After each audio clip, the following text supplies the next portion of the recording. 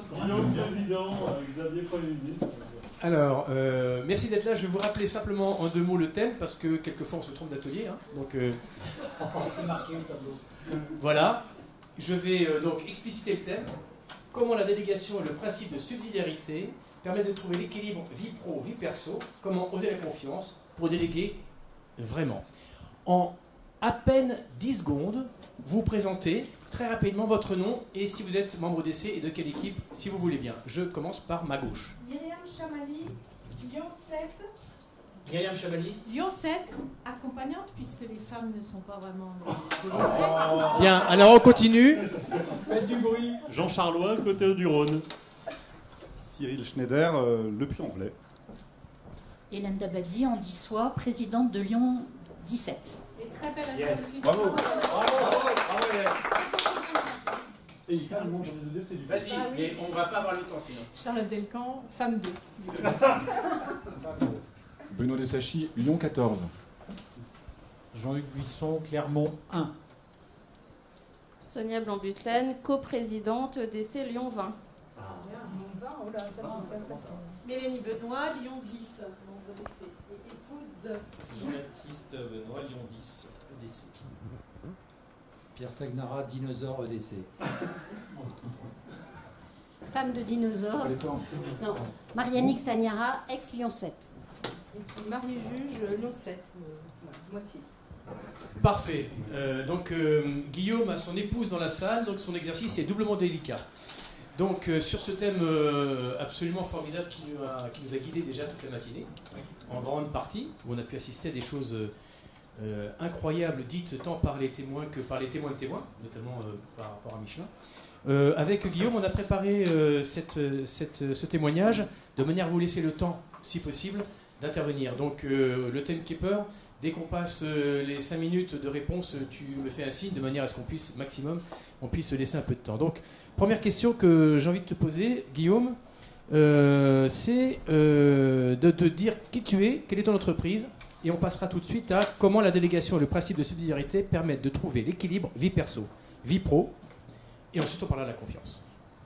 D'accord, ça fait déjà 2 questions, donc Pierre, c'est pas 5 minutes, c'est un peu plus, s'il te plaît. Vas-y. Bonjour à tous, merci beaucoup. Alors déjà dans le thème, il y a pas mal de gros mots, donc moi j'ai mis du temps à comprendre ce qui m'était demandé quand j'ai été sollicité. Donc en 2 mots, je suis Guillaume Juge, je dirige une entreprise qui est basée à Mélan, donc en proche région Grenoble, de aujourd'hui 150 personnes, je vous en dirai un petit peu plus tout à l'heure. Je suis donc marié avec Marie, qui est ici même. Nous habitons à Lyon, nous avons 5 enfants. Je disais adolescents, c'est plus tout à fait vrai. Jeunes adultes plutôt qu'adolescents aujourd'hui, même si on a la chance de les avoir encore tous les 5 à la maison. Voilà, mon entreprise travaille dans le domaine de l'industrie pharmaceutique. Nous sommes un prestataire pour le compte de l'industrie pharmaceutique. J'ai plus beaucoup besoin d'expliquer ce qu'est un essai clinique depuis 1 an et demi, ça tombe bien. Et nous travaillons réellement dans le monde des essais cliniques pharmaceutiques. Nous apportons des solutions logicielles et de services pour capturer de la donnée directement auprès des patients dans le cadre des essais cliniques pharmaceutiques. Donc la première question pour Pierre, comment la délégation et le principe de subsidiarité permettent de trouver l'équilibre vie pro, vie perso? Je vous dis 2 mots de plus sur l'entreprise, je vous ai dit, je reviens dessus pour vous donner le profil. Je ne sais pas si ça joue beaucoup, mais par honnêteté, je préfère vous dire, on a une entreprise, voilà, il y a 150 personnes, qui a connu une très forte, alors qui a connu de grandes difficultés il y a 5-6 ans, depuis 4 ans une très forte croissance, puisqu'on était 40 il y a 4 ans, 150 aujourd'hui. Quand on parlait de transformation ce matin, ça fait quelques transformations au passage, et dans la subsidiarité, on verra que ça a des impacts qui potentiellement sont assez importants. 50% hommes, 50% femmes. Moyenne d'âge 35 ans, donc ça aussi c'est une spécificité, et 95% des salariés issus de l'enseignement supérieur. Donc on a aussi une typologie de profil un peu particulière, avec une majorité de l'équipe en France, c'est là que nous sommes nés, et désormais une structure aux États-Unis, une structure au Japon. Donc là on ajoute des paramètres culturels qui sont parfois intéressants à traiter. Alors, globalement, on fait du logiciel et du service, donc c'est à 100% de la matière grise, hein, en fait, ce qu'on produit, il n'y a rien de palpable, hein, c'est 100% de matière grise. Et notre masse salariale représente près des 2 tiers de notre chiffre d'affaires. Donc toute la mise en œuvre, toutes nos ressources, en fait, c'est la masse salariale, c'est les hommes et les femmes qui composent l'entreprise. Ce qui peut sublimer cette matière grise pour moi, enfin une vraie conviction que j'ai, c'est finalement ce que chaque individu dans l'entreprise va décider d'en faire. C'est finalement l'énergie qu'il va mettre dans son travail. C'est la passion, on parlait de passion ce matin. J'aime bien le terme de plaisir. C'est comment il va réussir à prendre du plaisir dans ce qu'on lui demande. Et je pense que la mise en œuvre de la subsidiarité dans l'entreprise est réellement un vecteur de plaisir. Et je vais essayer de vous dire pourquoi. Alors plaisir et épanouissement. Derrière le concept, je pense qu'il y a plein de manières de le définir, mais derrière le concept de subsidiarité, pour moi, pour chaque salarié de l'entreprise, si on arrive à la mettre en place, et Dieu sait que c'est difficile, qu'est-ce qu'on va retrouver ? On va retrouver pour moi une sensation ou une réalité de grande liberté chez le salarié. Et globalement, je pense qu'on ne peut pas dire que qui que ce soit n'ait pas envie, n'ait pas soif d'un minimum de liberté dans son organisation. Je ne vous dis pas que c'est parfois un petit peu anxiogène, mais ce principe de liberté, il est quand même, je pense, ardemment souhaité par chacun. Il y a également une notion pour chaque individu de prise de responsabilité. Et là encore, je crois que chacun souhaite prendre des responsabilités. Grande difficulté pour l'équipe de management, définir où ça s'arrête. Parce que chacun a une limite qui est très personnelle dans son souhait de prendre des responsabilités. Certains souhaitent manager, d'autres pas. Bon, ça c'est encore relativement facile à déterminer. Mais même dans le quotidien des missions à développer, tous n'ont pas le même souhait. Pour autant, je crois que chacun souhaite prendre des responsabilités. Et derrière ce concept, il y a aussi pour moi quelque chose qui est encore plus important, qui est peut-être une résultante de tout ça, qui est de la fierté et de l'estime de soi. La capacité de se réaliser en fait dans ce qu'on va demander aux collaborateurs, d'autant plus si il a eu la liberté et l'autonomie de le prendre en charge, génère de la fierté et de l'estime de soi. Donc je pense que tout ça on peut l'obtenir, et tout ça, quelque part, va contribuer à une forme d'épanouissement, d'accomplissement du salarié dans son travail, et de façon ultime à un meilleur équilibre de sa vie pro, vie perso.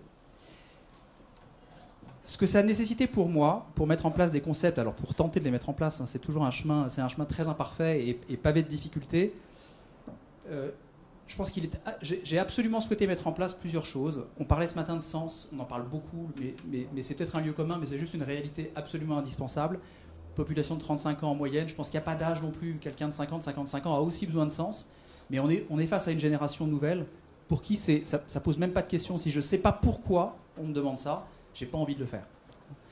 Donc fixer un sens et aussi fixer un schéma de règles, c'est absolument essentiel. Donc on l'a défini, on a posé une mission, on a la chance de travailler pour les sciences du vivant, donc c'est pas très difficile de poser une mission assez élevée quand on est dans les sciences du vivant. Donc ça c'est quand même un avantage du secteur dans lequel on est. Mais également des règles, et pour les règles, on a donné tout un canevas qu'on a appelé roadbook, de manière à ce que ce soit à la fois un contexte, mais que chacun puisse naviguer dans ce contexte de manière assez fluide. On a choisi, et j'ai choisi, et c'est ma nature, et si peut-être tout à l'heure j'y reviendrai, je sais pas, on a choisi la confiance de manière systématique et forte, et je développerai un petit peu plus ça tout à l'heure. Confiance dans la liberté de s'organiser, dans la liberté de prendre des initiatives, également de faire des erreurs, parce que la confiance sans capacité à faire des erreurs, moi ça marche pas. Et je pense qu'il n'y a pas de subsidiarité sans confiance. C'est sans doute l'ingrédient absolu et nécessaire à la mise en œuvre de la subsidiarité. Et puis, et je l'ai évoqué tout à l'heure en filigrane, et ben ça c'est très difficile à mettre en place, mais une grande capacité pour le management de discerner, d'écouter ses collaborateurs pour savoir. La subsidiarité, c'est pas monolithe, ça répond aux aspirations et aux possibilités de chacun. Je crois que ça a aussi été développé un petit peu ce matin. Et sans une écoute et une bienveillance permanente du management de chaque manager local et de la mienne, c'est difficile à mettre en œuvre et il y a pas mal d'écueils. Je travaille trop, je travaille pas assez, ou je suis pas à l'aise dans les missions qui me sont demandées, j'attends que mon chef m'appelle plus loin mais j'y arrive vraiment pas. Voilà, il y a plein d'écueils. Donc ce discernement et cette proximité en fait des équipes, elle est absolument clé à mon sens. Tu as abordé beaucoup de choses sur l'aspect très général. Est-ce qu'il y a un ou deux concepts, un ou deux outils, quelque chose de très concret qui nous permettent à nous de benchmarker, de prendre l'exemple pour le faire chez nous, pour que tu abordes la confiance? Comment ça s'installe? Tu as sans doute tout un processus, j'imagine.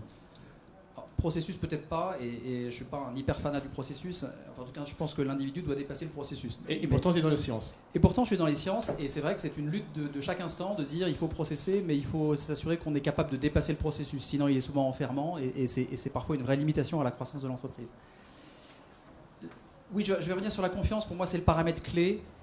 D'abord, je voudrais livrer ma sensation sur un truc que j'entends souvent, y compris dans des réunions EDC. D'ailleurs, c'est des choses qu'on a dit et qui, moi, me posent un souci. On a souvent cette grande phrase en management, alors je trouve ça formidable, la confiance n'exclut pas le contrôle. Ça, je trouve ça génial. Pour moi, justement, si. La confiance devrait exclure le contrôle. La notion de confiance qui n'exclut pas le contrôle, c'est la porte ouverte à toutes les hypocrisies de micromanagement, de je te fais confiance mais je te surveille quand même. Enfin, ça marche pas. Et je crois que c'est le père ce matin qui disait si on n'aime pas à 30% ou à 50%. Si on fait confiance, on fait ou on fait pas. Mais de la même manière, pour moi, ça doit fonctionner comme ça. Et je fais un postulat de management extrêmement clair et je le partage à tous mes managers de manière à m'assurer, autant que possible, que c'est respecté. Quand on embauche quelqu'un dans l'entreprise, on décide de lui faire confiance. C'est-à-dire, pour moi, la confiance, on peut dire que ça se mérite, oui, sûrement dans le temps. C'est bien sûr quelqu'un qui est défaillant et redéfaillant, il y a des questions à se poser. Mais la confiance, elle relève pour moi d'un choix, d'un postulat. On a un processus d'embauche qui est quand même pas absurde, sur lequel on évalue les personnes qui nous rejoignent. À partir du moment où on les met en responsabilité, même dans les phases d'apprentissage, même et surtout dans l'échec, on fait confiance. Et on décide la confiance. Pour moi, c'est un paramètre. Je te challenge là-dessus, juste par rapport au contrôle. Et si je te dis la confiance n'exclut pas la mise en place de KPI? Oui, mais donc on est a posteriori. On est vraiment a posteriori avec des KPI. Et on est sur un contrat quand même, a priori. Bien sûr, qui est la mesure. Mais pour moi, ça s'accompagne de cette notion que j'évoquais beaucoup de droit à l'échec, qui est écrit dans notre roadbook, dans lequel on dit que on encourage à l'initiative. Tu peux dire ce que c'est qu'une KPI? Alors, vas-y, on demande ce que c'est qu'une KPI. Alors, en langage dinosaure, ça donnerait des indicateurs clés. De performance. Indicateurs clés de performance. Chez les notaires, attends, on cherche chez les notaires. Merci pour la question. Indicateur clé de performance, donc une forme de reporting et de suivi. Mais oui, bien sûr. Et je pense que toutes les industries ne se ressemblent pas, mais pour moi, il y a un prérequis de confiance. Et ensuite, évidemment, je pense que ce prérequis de confiance, c'est aussi une clé et le droit à l'erreur pour permettre à chaque individu de lever le doigt et de dire là, je pense que j'ai fait une connerie. Parce qu'il y a quand même plein de. J'ai passé 15 ans dans un groupe international. La connerie, on avait la grande manie de la cacher sous le tapis autant qu'on pouvait, tellement on avait peur de se prendre une claque. La boîte grandit jamais de ça c'est très clair. Donc la capitalisation sur les erreurs, la reconnaissance de l'erreur, elle est valorisée. Pour un petit mot de Nouvel An, j'ai remercié, félicité 3-4 personnes qui avaient su reconnaître qu'ils avaient fait des erreurs parce que ça a fait grandir collectivement l'entreprise. Oui, mais ça c'est du test and learn. Quand je parle de processus ou d'état d'esprit, le test and learn est un mode de fonctionnement managérial qui permet la subsidiarité peut-être et la confiance.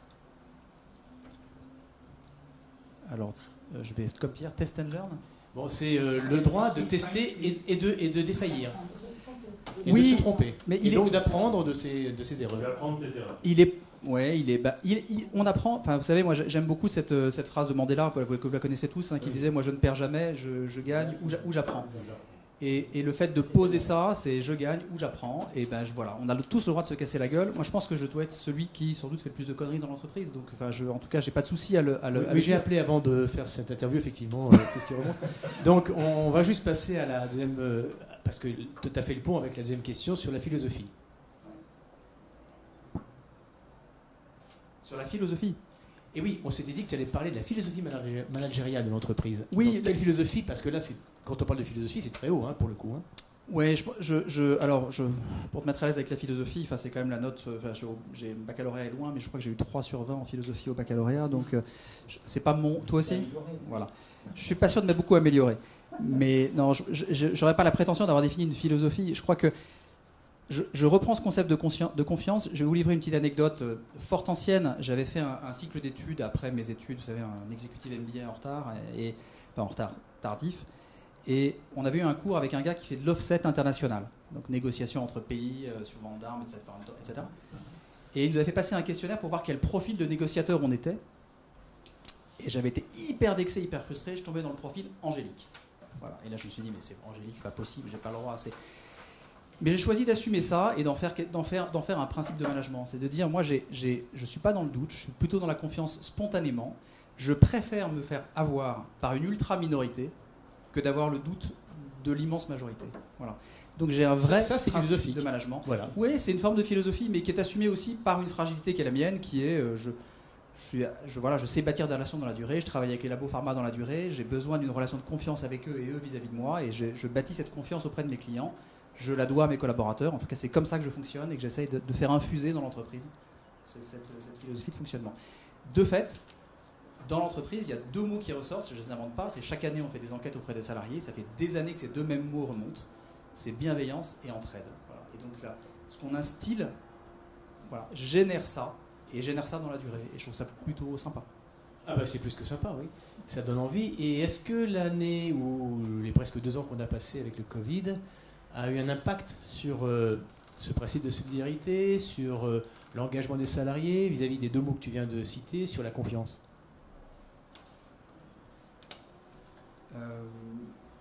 Je pense que si on doutait encore de la nécessité de faire confiance à nos équipes, le télétravail nous a donné un enseignement certain, c'est que quelque part, si on en doutait, de toute façon, on n'a plus le choix. Donc pour moi, non, ça a plutôt renforcé ce concept-là. On a la chance, encore une fois, de faire une prestation qui est essentiellement immatérielle, donc qui est très facile à faire à distance. Donc pour nous, le passage en télétravail s'est fait en claquant dans les doigts en 48 heures. Chacun a un PC, c'est très facile à mettre en œuvre. En revanche, il est évident que pour ceux qui auraient été tentés de faire du micromanagement ou du microcontrôle, la distance, elle rend les choses encore plus compliquées. Je dirais qu'au contraire, ça a renforcé ça. Il y a une chose pour moi qui a changé, et j'ai pris conscience de ça. Ce matin, ça a été évoqué. C'est... j'ai eu je suis vraiment pas un fanat absolu du télétravail. J'entends des boîtes anglo-saxonnes qui déjà se disent on va faire plus que ça, on supprime les locaux. Pour moi, c'est une erreur absolue. C'est une gain de productivité, ça. Ouais, mais j'entends dire ça marche, ça fonctionne, les gens l'attendent. Moi, ce que j'ai vu, c'est surtout des collaborateurs qui avaient besoin de l'entreprise comme lieu social, en fait. Jeunes, moins jeunes, enfin tous. Et ça m'a conforté dans l'idée. On ira sûrement, on avait déjà 1 jour de télétravail par semaine, on va sûrement aller vers 2. Mais en revanche, l'entreprise, lieu social, enfin lieu d'épanouissement, donc, et pour moi un truc que ça a complètement révélé, on le supposait, mais enfin, les plus grosses difficultés managériales qu'on a eues sont des jeunes seuls chez eux en détresse absolue. Oui, c'est absolu. Lors du premier confinement. Hein, c'est juste, mais structurellement, je vois, nous on est 4000 dans le monde, donc le télétravail, forcément on le fait de façon quotidienne, donc ça n'a rien changé chez nous, sauf pour le territoire français. Est-ce que toi, l'exemple de management à distance que tu avais déjà pratiqué avec les filiales étrangères a eu a servi d'exemple sur le mode de fonctionnement avec les autres salariés en France? Non, pas tellement. Enfin, en l'occurrence, je pense que c'est plutôt ce qu'on fait en France qu'on devrait réussir à répliquer à l'étranger. C'est très difficile. Le management, du coup, très à distance, il est difficile. Il est compliqué. Il crée, surtout quand tu as des filiales petites, il y a toujours ce sentiment d'isolement, d'abandon, il y a un truc qui ne fonctionne pas, je suis mal aimé par rapport aux autres parce que finalement je ne vois pas comment tous les autres galèrent aussi, mais j'ai l'impression que c'est pour moi qu'on dit que ça galère. Bon, c'est plutôt pour l'étranger que je pense qu'il y a des choses voilà, qu'on peut toujours optimiser, bon, en France aussi, mais réellement sur le fonctionnement qu'on avait ici, je ne crois pas. Et puis, je parle beaucoup, mais comme on est en salle de classe, j'ai quand même une colle à vous poser. J'ai préparé une petite colle pour vous parce que c'est à propos de la mise en place du télétravail et notamment liée à la crise. J'ai trouvé une citation qui, moi, m'a fasciné. Je voudrais vous la lire et puis vous demander de qui elle est, voilà, de qui elle est. Alors on a déjà dit Mandela, donc c'est mort. Hein. Non, c'est pas Mandela. C'est mort à l'époque du Covid. Ouais. C'est à propos du télétravail. Ces nouvelles pratiques managériales impliquent de nouvelles responsabilités partagées entre l'employeur et le salarié dans une recherche de performance collective et d'excellence opérationnelle, en veillant à respecter l'équilibre entre vie professionnelle et vie personnelle. Il en ressort que le télétravail repose sur un postulat fondamental, la relation de confiance entre un responsable et chaque salarié en télétravail, et 2 aptitudes complémentaires, l'autonomie et la responsabilité nécessaires au télétravail. Le président des EDC? Alors non, ça pourrait sûrement, mais non. Le patron de Google, ça pourrait sûrement, mais non. Le pape François, je pense qu'il serait flatté, mais non. Bon, je vais abréger votre souffrance. C'est un extrait de l'accord national interprofessionnel du 26 novembre 2020 pour une mise en œuvre réussie du télétravail, signé par les organisations patronales et les principaux syndicats en France. J'étais un syndicaliste. Oui, moi aussi. Oui, tout à fait. Alors c'est tous sauf la CGT, bien sûr, mais CGE, CGC, FO, CFDT, CGPME et MEDEF. Et je me dis que si le monde laïque est capable d'accoucher de ça, on serait bien couillon de ne pas chercher à aller même encore au-delà de ça. Et puis c'est plein d'espérance. Voilà. Donc on a fait part de la philosophie managériale finalement, de ce que tu vivais, comment tu le faisais. Est-ce que tu peux maintenant parler vraiment de toi? Tu peux sortir, ta femme va sortir. Parler de toi et de l'équilibre familial, la façon dont ça se passe. Comment est-ce que tu gères ça? Comment est-ce que tu l'organises? Ouais, alors du coup, je vais dire 2 mots de subsidiarité, même si la subsidiarité pour moi c'est un mot qui n'a pas son sens dans l'écosystème familial. Mais 2 mots parce que je l'ai beaucoup évoqué pour les collaborateurs de l'entreprise. Je vais vous dire 2 mots de l'impact que ça a sur moi. Je vous l'ai dit, en 2017, on était 40, aujourd'hui on est 150. C'est de l'ordre de 25% de croissance par an. Il se trouve que le Covid a plutôt eu un effet bénéfique chez nous. Les essais cliniques se sont intensifiés dans le monde, donc on a plutôt, alors ça a transformé le métier, mais plutôt un effet positif sur la croissance. Et en fait, ce que je mets en place en termes de subsidiarité dans l'entreprise, qui consiste quand même à laisser faire à l'échelon du dessous l'ultime, le maximum de ce qu'il est capable de produire, en fait, au fur et à mesure de la croissance de l'entreprise, m'a aussi amené à me poser des questions et à me réinventer. Parce que c'est vite fait d'aller dans une... Moi, je suis financier par nature, un peu commerçant également, et j'ai vite fait d'aller vers ce qui me rassure. La gestion, le commerce, c'est rassurant. Sauf que la mise en œuvre jusqu'au bout m'a amené à me poser pas mal de questions et à me remettre très régulièrement en cause et à réinventer en fait mon rôle dans l'entreprise régulièrement. Donc à la fois très difficile, parce que j'ai passé mon temps à sortir de ma zone de confort, mais extrêmement gratifiant également. J'ai évoqué cette notion de fierté et d'estime. Être capable de se dire, allez, je confie à quelqu'un ce que je savais bien faire, parce que finalement il saura mieux faire que moi et aller ailleurs, c'est vachement intéressant. Voilà. Bon, maintenant, tu me posais la question de la vie de famille. La subsidiarité, pour moi, ça présuppose une hiérarchie. Donc, dans la vie de famille, éventuellement, ma femme est mon chef, mais c'est tout, quoi. Hein, c'est tout au plus. La vraie question derrière, c'est la question de l'équilibre des temps. Enfin, il y en a pas mal. Hein. Il y a l'unité de vie. Bon, l'unité de vie, on est tous là aux EDC pour ça, pour essayer d'unifier, de mettre en œuvre dans l'entreprise les convictions profondes qu'on a au plan de notre foi. Derrière la subsidiarité, il y a une notion d'épanouissement. Je crois que là-dessus, on peut toujours faire différemment, mais je crois que j'ai pas mal réussi à m'épanouir ces dernières années. Et puis il y a une question plus d'équilibre des temps. C'est comment on arrive à être à chacun, et en sachant que c'est là que j'entre dans le dur. À force de reculer, il va falloir y aller. Oui, on attend en fait que tu en parles. Je sais, Marie se cache. J'aurais bien aimé lire dans ses yeux en fait. Non, elle se cache derrière Pierre, vas-y. Ouais. Très longtemps, en fait, quand j'ai commencé chez Cayantis, il y a plus de 15 ans, ça fait 16 ans, l'entreprise, j'ai pas créé cette entreprise. Et elle était en région parisienne. On venait de bouger à Lyon, de Paris, on venait de partir à Lyon. J'ai quitté mon job et je suis reparti à Paris. Et bien sûr, Marie et les enfants sont restés à Lyon. Et j'étais absent 4 jours par semaine, 3 nuits par semaine. Donc autant dire que voilà. Et nos enfants avaient entre 1 an et 6 ans. C'est pas l'époque où ils consomment le plus de temps. Non, ça dépend. Non, c'est vrai qu'ils en consomment toujours autant en fait. Pour les hommes, non. Est-ce qu'on pourrait ressentir sur son débat à lui, son témoignage? Donc si quelqu'un a fait quelque chose de difficile à ce moment-là, c'est pas moi, c'est plutôt Marie en fait, puisque 4 jours par semaine en fait, elle a élevé nos enfants seule. Mais je crois que ça a été évoqué ce matin, c'est vrai que c'est une vraie réalité. La question de fond, et puis peut-être qu'on aime se le dire aussi, c'est pas tellement le temps qu'on passe, c'est la qualité du temps quand on est là. Mais même là, je reconnais que ce que j'ai des regrets, oui, moi la question a été posée ce matin, moi j'en ai plein. Est-ce que je saurais faire différemment? Je suis pas sûr. Je suis pas sûr. Rentrer le soir, que ce soit après 4 jours ou même après une journée, la tête farcie avec des problèmes, avec le client qui vous a engueulé 1 heure avant, avec je ne sais quoi, et réussir à passer un sas total en disant je me vide la tête et je suis totalement à ma femme, totalement à mes enfants. Il y a des gens admirables qui arrivent à le faire. Moi, j'arrive pas à le faire. J'arrive pas toujours à le faire. Et d'autant plus que je pense que j'ai été, alors je me soigne, mais j'ai été complètement addict, en plus travaillant 24/7, donc avec des zones en Asie et aux États-Unis. Me réveiller le smartphone à la main pour savoir ce qui s'était passé en Asie et me coucher avec l'œil sur ce qui se passait aux États-Unis, je l'ai fait. Je l'ai fait et c'est un enfer. Et je pense que par moment, j'ai fait vivre un enfer absolu à Marie. Je pense un peu moins aux enfants qui s'adaptent mieux. Donc voilà, il y a des choses que j'ai réussi dans l'entreprise, mais dans l'équilibre des temps, c'est un peu moins vrai ces dernières années, j'espère. Ou alors c'est plus chaud et on ne se rend pas compte. mais j'ai l'impression que dans l'équilibre des temps, ça va mieux. Il y a 3 ans, moi j'ai eu un coup de chaud. En fait, c'était l'époque de ce numérique débridé. En fait, j'arrivais plus à décramponner. En fait. C'est mon médecin qui m'a arrêté en me disant si l'année prochaine je vous revois, vous êtes en burn-out.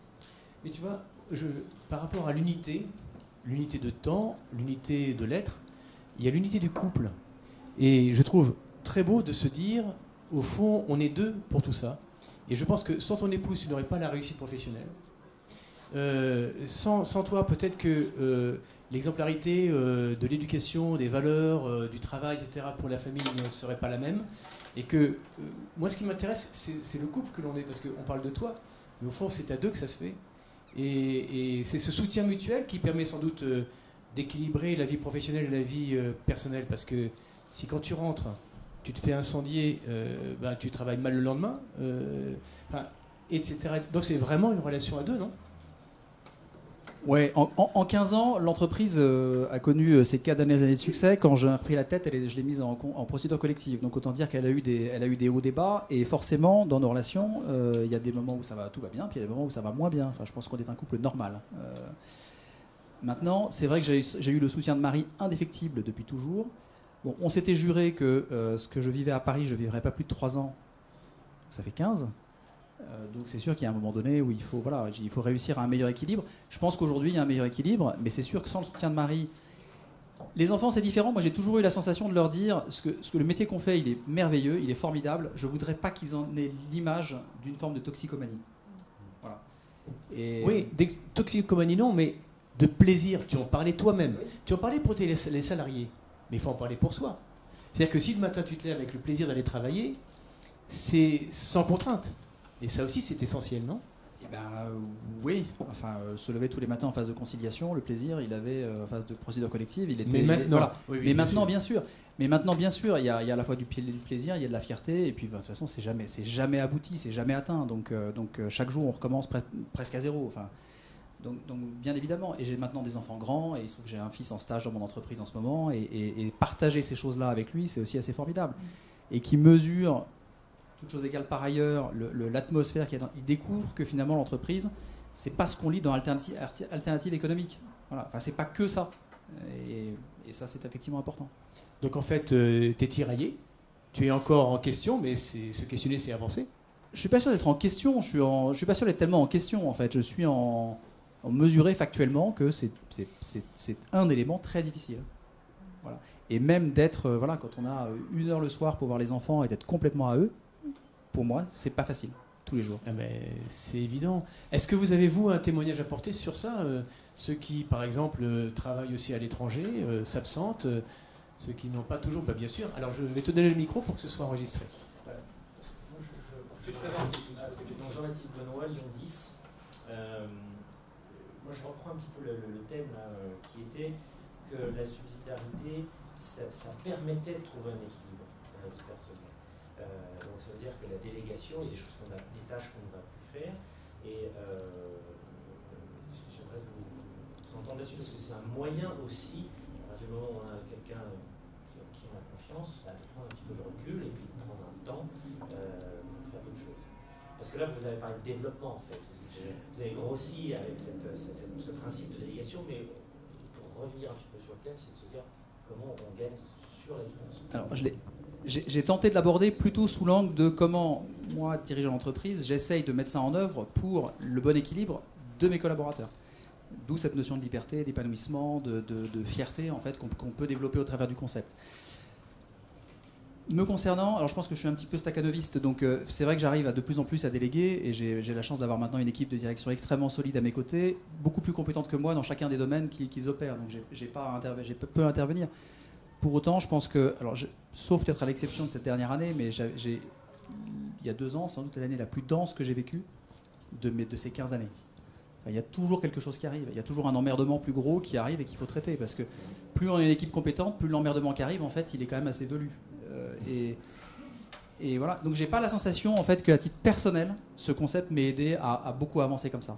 D'où peut-être le dernier constat que je fais sur l'équilibre des temps. Et j'en rêve, mais ou alors, je sais pas, ou alors inconsciemment, j'ai besoin de cette occupation.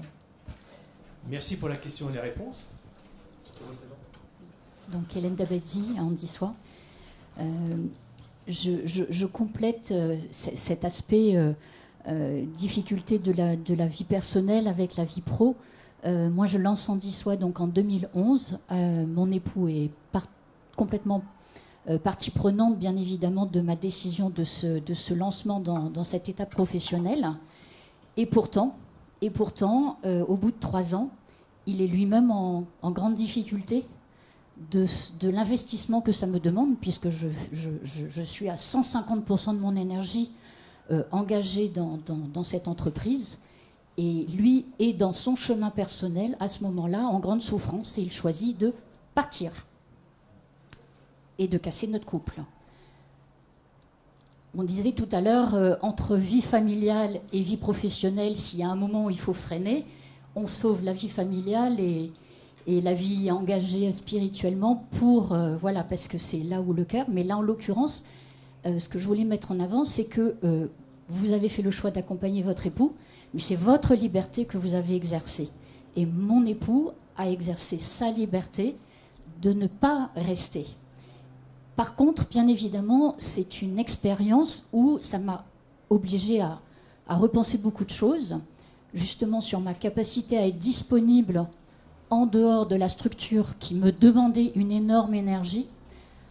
Et la subsidiarité est venue, de manière encore plus forte, être organisée au sein de l'atelier, ce qui m'a permis d'être disponible, non déjà pour une de mes enfants, mais surtout pour ma mère, au moment où mon père est décédé. Et j'ai pu m'éloigner 4 semaines pour être complètement disponible à ma mère, et l'atelier a fonctionné sans moi, complètement.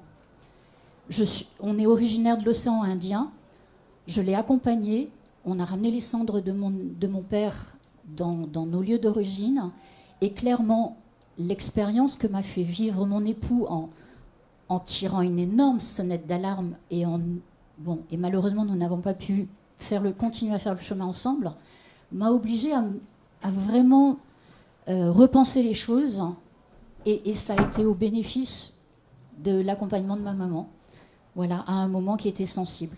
Donc c'est un outil, voilà, rien n'est jamais, rien n'écrit, mais en tout cas c'est un outil qui permet de s'éloigner tout à coup, et on voit que l'atelier continue à fonctionner même sans vous. Merci pour ton témoignage. Merci beaucoup. 5 minutes, ça tombe bien, nous en sommes sur les questions. Pardon, Ouais, je voulais juste apporter un petit témoignage parce que mon mari et moi, Sonia Blond-Butelaine, DC Lyon 20. Donc mon mari et moi-même, on a 3 enfants qui ont entre 10 et 5 ans et 3 garçons. Donc il y a pas mal d'activités à la maison. Et on a tous les deux, je reviens sur la question de la confiance. On s'est choisi finalement sur un mode électif en sachant que l'un et l'autre, on aurait des engagements professionnels, associatifs et familiaux très forts. Et cette fécondité qu'on arrive à maintenir dans notre couple parce que aujourd'hui, il est avec nos 3 enfants. Demain, c'est moi qui serai avec eux. Moi, j'ai pris un poste de direction générale, justement, pendant 4 ans au Puy, et j'avais les 3 enfants seuls, 4 jours par semaine. Pendant que mon mari, qui a fait une reconversion professionnelle, où je l'ai accompagné, puisqu'il a fait Polytechnique, il était ingénieur chez Renault. Il a passé l'agrégation de physique, il est devenu prof de classe prépa. Il a eu une mutation dans un lycée pour justement enseigner. Et en fait, on s'est dit, on va peut-être pas faire ça effectivement 10 ans. Effectivement, c'est une expérience qui a duré 4 ans. Mais je crois que c'est important de se dire les choses et de se soutenir dans nos engagements mutuels. Et parfois, il y a des moments où c'est difficile parce qu'on a des engagements très forts, l'un et l'autre, en même temps. Mais je crois qu'il y a cette... je ne parlerai pas effectivement de subsidiarité dans le couple, parce qu'il n'y a pas de rapport de hiérarchie. Par contre, je crois qu'il y a un rapport d'unité, de confiance, et finalement de se dire que moi, j'ai envie de prendre un chemin à ce moment-là, il va m'aider, il va m'accompagner, il va me faire grandir dans ce chemin. Pour lui, c'est la même chose. Mais je crois que c'est possible, en fait. C'est possible, mais ça suppose effectivement, sur la gestion des temps, Lui, comme il est enseignant, il s'occupe beaucoup plus des enfants en journée, le mercredi. Mais moi, je m'en occupe aussi le soir quand lui prépare pour ses élèves qui sont aussi... c'est pas des clients, mais c'est des gens qui demandent beaucoup, beaucoup, beaucoup. Voilà, donc juste un petit témoignage pour dire que c'est possible d'être à deux en travaillant avec beaucoup d'engagement et des enfants. Voilà. Voilà, bravo. L'équipe dont on parlait, qui finit par bien gérer vie professionnelle, vie professionnelle et vie sociale. Jean Jean Coteau-du-Rhône. Sur la subsidiarité, alors nous on a vécu le Covid un peu différemment parce qu'on n'est pas dans les tests cliniques mais dans le déplacement de collaborateurs internationaux. Donc forcément c'était un peu différent. Et nous on a toujours mis en place la subsidiarité. Depuis que j'ai ma première salariée, à l'initiative de Xavier qui m'avait convaincu qu'il fallait que je prenne des salariés, c'était à peu près ça. On avait mis ça en place. Donc avec une vraie liberté, une vraie autonomie, une vraie initiative dans la relation à nos clients. Et le Covid arrivant, l'arrêt des déplacements arrivant, forcément, à un moment, tu passes par le chômage partiel, puis en fait, au bout d'un moment, tu te dis, si ça ne repart pas, on va modifier l'organisation et on passe à mi-temps. Et là, tu as une collaboratrice qui te dit, non, mais moi, je ne suis pas d'accord, donc dans ce cas-là, tu me licencies. Donc la subsidiarité, la prise d'initiative, la responsabilité du collaborateur, en fait, elle va bien tant que le navire fonctionne bien. Et dès que ça commence à partir à volo, en fait, le premier à sauter, ce sera ton collaborateur à qui tu as fait confiance. Et je pense que la subsidiarité, alors, je l'ai senti un petit peu comme une trahison pendant un temps, mais ça m'a fait aussi reprendre conscience de mon rôle de dirigeant qui doit pas trop faire confiance non plus. Donc c'est une confiance, mais c'est une confiance tant que tout va bien. Pas une confiance, je dirais, une subsidiarité tant que tout va bien. Et puis d'être proche de la canne à pêche au moment où ça va moins bien. 2 minutes. Oui, alors je ne sais pas si c'est exactement ça, mais c'est en tout cas la façon dont toi tu l'as vécu.